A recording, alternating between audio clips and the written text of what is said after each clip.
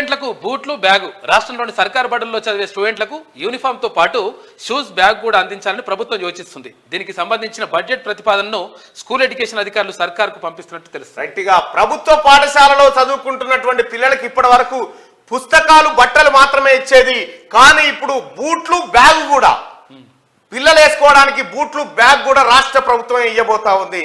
నువ్వేం చేసినావు కేసీఆర్? ప్రభుత్వ బడి పోరగాళ్ళ బల్పాల పైసలు ఎత్తుకపోయి దొంగతనం చేసినాం. ఇప్పుడున్న రేవంత్ రెడ్డి గారు ఏం చేస్తా ఉన్నాడు? ఈ బడి పిల్లలకు బల్పాల పైసలతో పాటు బ్యాగుల పైసలు బూట్ల పైసలు గురించి వాళ్ళని చక్కని వాతావరణంలో చదువుకునే పరిస్థితి కల్పిస్తా ఉన్నాడు. నీకు మాకున్న తేడా గది. 8,000 ఎందుకు గది దింపిరంటే నువ్వు బల్పాల పైసలు ఎత్తుకపోయిన దొంగవు కాబట్టి.